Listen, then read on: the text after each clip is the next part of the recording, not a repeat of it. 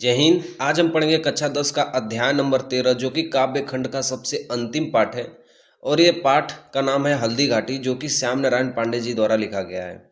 ठीक है, तो चलिए हम लोग पद्यांश को स्टार्ट करते हैं। पद्यांश नंबर 1 के प्रसंग में आप लोग क्या लिखेंगे भाई कि प्रस्तुत पद्यांश में महाराणा प्रताप की वीरता का वर्णन हुआ है जब हल्दी घाटी का युद्ध हो रहा था। ठीक है, तो चलिए व्याख्या करते हैं। मेवाड़ केसरी देख रहा, केवल रण का न तमाशा था। मेवाड़ केसरी का मतलब महाराणा प्रताप। महाराणा प्रताप केवल देख ही नहीं रहे थे, बल्कि केवल रण, रण का मतलब युद्ध भी कर रहे थे। न तमाशा था, और वह एक तमाशा नहीं था। जो वह हल्दी घाटी का युद्ध चल रहा था महाराणा प्रताप और मुगलों के बीच में, तो महाराणा प्रताप केवल देख ही नहीं रहे थे, बल्कि युद्ध भी कर रहे थे और भीषण युद्ध कर रहे थे। वह दौड़ दौड़ तक करता था रण, मानो वह रक्त का प्यासा था। जो महाराणा प्रताप थे, जहां भी युद्ध हो रहा था वह युद्ध के बीच में दौड़ दौड़ कर युद्ध करते थे, और मानो वह खून के प्यासे हो गए हों, इतना भीषण युद्ध करते थे वो। चढ़कर चेतक पर घूम घूम, महाराणा प्रताप जी के घोड़े का नाम था चेतक, और वह अपने चेतक यानी अपने घोड़े पे घूम घूम कर करता सेना की रखवाली था, अपने सेना की भी रखवाली करते थे। ले महामृत्युंजय को साथ, महामृत्यु को साथ साथ, मतलब वो इतना युद्ध करते थे, इतना भीषण युद्ध करते थे कि मानो खून के प्यासे थे। और ले महामृत्यु को अपने साथ, मानो अपने संग मृत्यु को अपने साथ लेकर, मानो प्रत्यक्ष कपाली था। मानो कपाली का मतलब शिव जी, कि मानो अपने अपने अंदर वो शिव जी का अवतार कर लिए हैं, कि वह मृत्यु को अपने साथ लेकर इतना भीषण युद्ध करते थे महाराणा प्रताप युद्ध में जाकर, कि मानो अपने अंदर शिव जी का रूप धारण कर लिए हों। ठीक है, ओके, एक बार फिर से मैं बता देता हूँ, रिपीट कर लेता हूँ कि मेवाड़ केसरी देख रहा था, केवल रण का न तमाशा था। महाराणा प्रताप केवल युद्ध को नहीं देख रहे थे, बल्कि युद्ध के अंदर जाकर भीषण युद्ध कर रहे थे। वह दौड़ दौड़ कर करता था रण, वह मानव रक्त का प्यासा था। वह जब भी युद्ध होता था वहां पे अंदर जाकर दौड़ दौड़ कर युद्ध को करते थे, मानो वो किसी के खून के प्यासे हो गए हों। चढ़कर चेतक पर घूम घूम, वह अपने घोड़े पर घूम घूम के सेना की भी रखवाली करते थे, और महामृत्युंजय को साथ अपने लेकर, मानो मृत्यु को अपने साथ लेकर इतना भीषण युद्ध करते थे कि मानो उनके अंदर शिव जी का अवतार हो गया है। ठीक है, ओके, चलिए पद्यांश नंबर 2 की बात करते हैं। देखिए पद्यांश नंबर 2 में महाराणा प्रताप जी क्या करें हैं कि चढ़ चेतक पर तलवार उठा। पद्यांश नंबर 2 का दोस्तों आप प्रसंग क्या लिखेंगे कि प्रस्तुत पद्यांश में महाराणा प्रताप और उनके सेना नायक के बीच वीरता का वर्णन हुआ है। ठीक है, कि चढ़ चेतक पर तलवार उठा। चढ़ चेतक पर, चेतक मतलब अपने घोड़े पर, जब अपने घोड़े पर चढ़कर तलवार को उठाते थे तो रखता था भूतल पानी को, कि मानो जो पृथ्वी के अंदर जो पानी है, मानो वह भी कांप रहा है। जब महाराणा प्रताप अपने घोड़े पर अपनी तलवार को लेकर युद्ध करने के लिए जब चलते थे, तो मानो पृथ्वी के नीचे जो पानी है वो भी कांपने लगता था। राणा प्रताप सिर काट काट कर करता था अपनी जवानी को, कि जब वो मुगलों के सामने जब अपनी सेना को ले जाते थे और वो युद्ध के सामने इतने लोगों के सर को काट देते थे कि मानो अपनी जवानी को वो सिद्ध कर रहे हैं कि मैं भी एक योद्धा हूं। सेना नायक राणा के भी रख देख देख कर उत्साह भरे, कि उनके जो सेना नायक थे राणा साहब की, मतलब महाराणा प्रताप की वैभव को देखकर, उनकी वीरता को देखकर, देखकर चाह भरे वो और भी उत्साहित होते थे। जो उनके युद्ध थे उनकी, हालांकि महाराणा प्रताप की सैनिक कम थी और मुगलों की सैनिक थोड़ा ज्यादा थी, तो इस कारण महाराणा प्रताप के जिस प्रकार वो युद्ध करते थे, उनकी युद्ध की प्रतिभा को देखकर उनके जो इतने भी सैनिक थे, उनके जितने भी मंत्री थे, उनका भी उत्साह दोगुना तिगुना बढ़ जाता था। मेवाड़ सिपाही लड़ते थे, जो मेवाड़ के सिपाही लड़ते थे दूने तीने उत्साह भरे, कि दोगुना तिगुना उत्साह से भरकर वह युद्ध को करते थे। ठीक है, एक बार फिर से दोहरा देते हैं कि चढ़ चेतक पर तलवार उठा, मतलब जब महाराणा प्रताप जी मुगलों के बीच में युद्ध कर रहे थे तो अपने घोड़े पे चढ़कर अपनी तलवार को उठाकर रखता था भूतल पानी को, मतलब मानो जैसे ही वो तलवार उठाते हैं तो पृथ्वी के नीचे पानी कांपने लगता हो, और राणा प्रताप जी लोगों के सिर काट काट कर, जितने भी सैनिकों थे उनके सिर काट काट कर तो अपने सफल जवानी को सिद्ध करते थे। और सेना नायक भी उनकी जब योद्धा को देखकर, उनके उत्साह को देखकर और भी उत्साहित हो जाते थे। मानो सिपाही, मेवाड़ के सिपाही जो लड़ते थे वो दूने तीने उत्साह से लड़ते थे। ठीक है, देखिए पद्यांश नंबर 3 में कवि क्या कर रहे हैं। इनका पद्यांश नंबर 3 का प्रसंग आप लोग क्या लिखेंगे कि प्रस्तुत पद्यांश में हल्दी घाटी के युद्ध का भीषण चित्रण करते हुए महाराणा प्रताप ने अपने क्रोध का वर्णन किया गया है कि वो जब युद्ध चल रहा था तो उनका क्रोध बहुत ही अत्यंत उस समय था। चलिए हम पद्यांश को स्टार्ट करते हैं। देखिए पद्यांश नंबर 3 में क्या करें कवि कि छड़ मार दिया कोड़े से, रण किया उतर के घोड़े से। कि महाराणा प्रताप जी जब मुगलों के बीच में अपना युद्ध, भीषण युद्ध चल रहा था, तो वह जब अपने घोड़े से उतरकर सैनिकों को अपने भालों से मारकर गिरा दिया।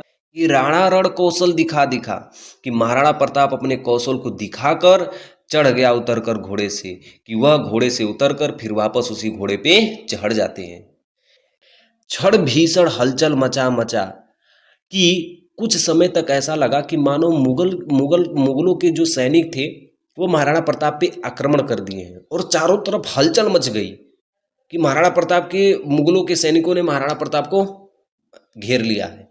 लेकिन राणा की तलवार बढ़ी, लेकिन महाराणा प्रताप की तलवार के आगे कोई नहीं टिकता था। और था शोर रक्त पीने का, ये जो वह शोर था ना, वह महाराणा प्रताप की तलवार की प्यास थी, वो खून की प्यास थी कि रणचंडी जीभ पसार बढ़ी। वह सारे सैनिकों के सर के धड़ एकदम अलग कर दिए, मानो उनके ऊपर युद्ध की देवी, रणचंडी का मतलब होता है युद्ध की देवी, जीभ पसार बटी मतलब अपनी जीभ को निकाल दी है।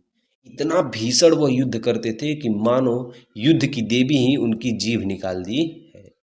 बहुत खतरनाक युद्ध होता था दोस्त। ठीक है, एक बार इसको दोहरा लेते हैं कि क्षण भर में उन्होंने कोड़े से ही सारे सैनिकों को मार दिया, अपने भाले से ही सैनिकों को मार दिया, अपने घोड़े से उतरकर।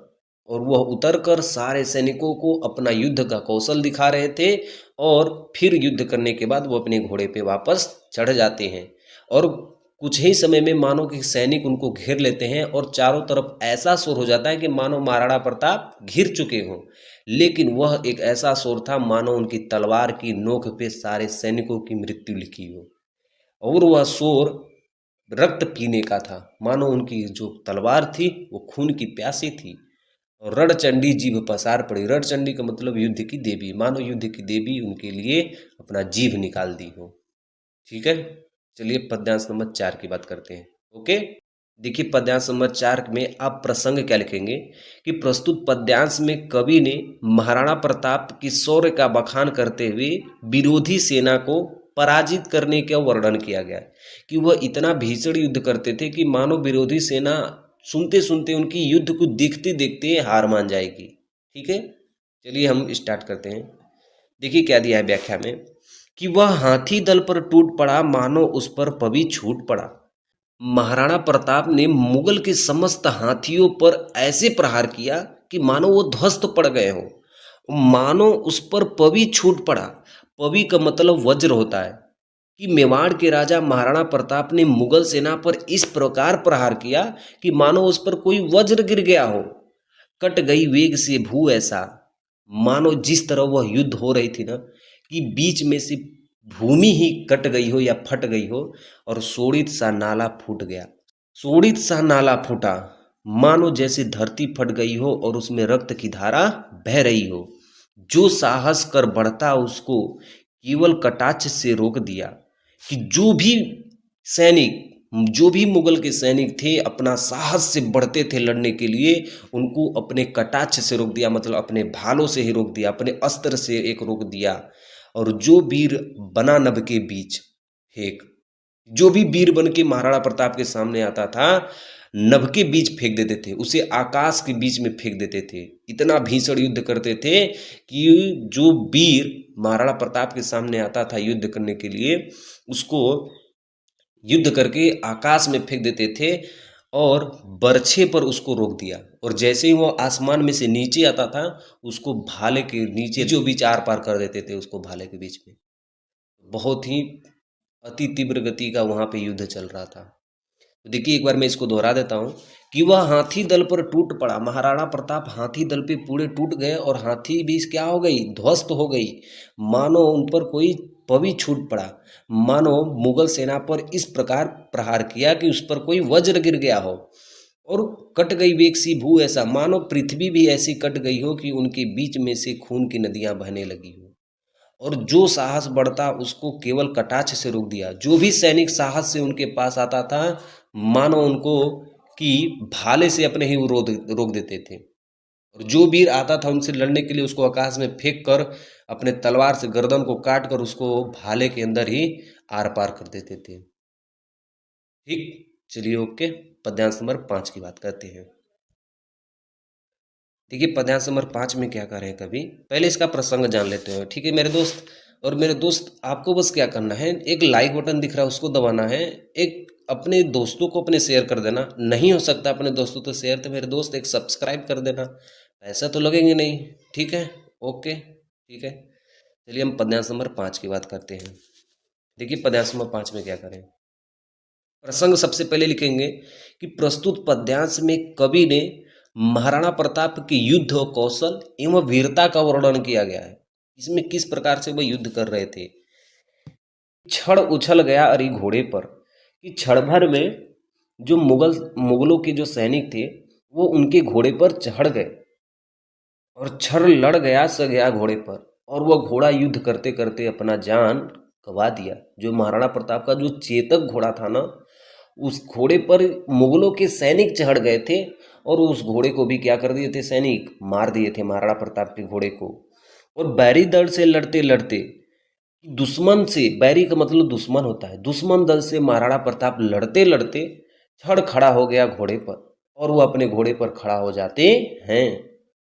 कि दुश्मन से लड़ते लड़ते मारते मारते उनको फिर अपने घोड़े पर खड़े हो जाते हैं। क्षण भर गिरते रुंडों से, रुंडों का मतलब होता है सिर, कि क्षण भर में वो सैनिकों के सिर अलग कर देते हैं। जो महाराणा प्रताप थे ना, वो क्षण भर में पता ही नहीं चलता था, मुगल साम्राज्य के जितने भी सैनिक थे सबका सर से धड़ एकदम अलग कर देते थे। इतना खून बहाते थे मानो वो खून से स्नान कर रहे हो।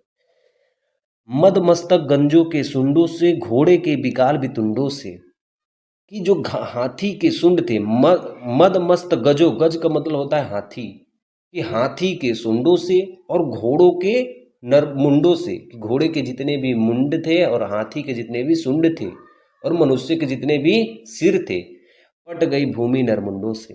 इन सभी चीजों से यह पृथ्वी पट गई थी जहां वो हल्दी घाटी का युद्ध हो रहा था। मेवाड़ के राजा और मुगल युवराज के बीच में यह युद्ध चल रहा था।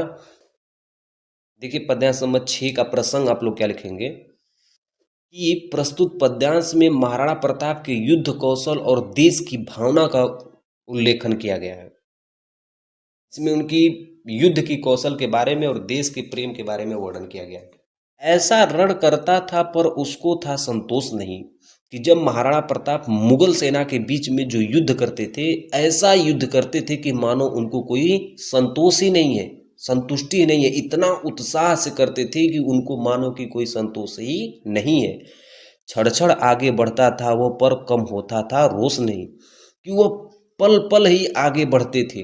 युद्ध जब करते थे तो मानो वो पल पल ही आगे बढ़ते थे, लेकिन फिर भी उनका उत्साह, फिर भी उनका रोष का मतलब क्रोध होता है, फिर भी उनका क्रोध कम नहीं होता था। मानो ऐसा रण करता था पर उसको संतोष नहीं, कि ऐसा युद्ध करते थे मुगलों के बीच वहां पे कि उनको मानो संतोष ही नहीं हो, और पल पल में वह आगे बढ़ते थे मानो उनके पास इतनी क्रोध हो कि वह क्रोध कम ही नहीं होती थी।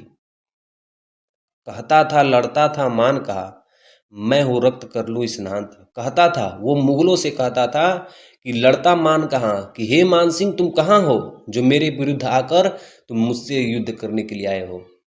वह कहता है कि हे मान सिंह तुम कहाँ हो,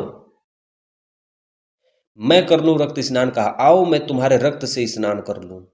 जो मान सिंह उसके खिलाफ था, जो वह मुगलों के बीच में जाकर युद्ध करवा दिया, उसी से कहते हैं महाराणा प्रताप कि हे मान सिंह तुम कहाँ हो, आ जाओ मैं तुम्हारे सामने युद्ध करके तुम्हारे रक्तों से स्नान कर लूं, जिस पर तय विजय हमारी है, जिस पर मेरी विजय हो जाए। वह मुगलों का अभिमान कहाँ। तो महाराणा प्रताप निश्चित है कि उस मुगलों पर झूठा अभिमान और घमंड का स्वार्थ व्यर्थ हो जाए। महाराणा प्रताप ने कभी यह जिक्र करता है कि वह मुगलों का अभिमान कहाँ, कि वह अपना सम्मान के लिए रण क्षेत्र में युद्ध करते थे।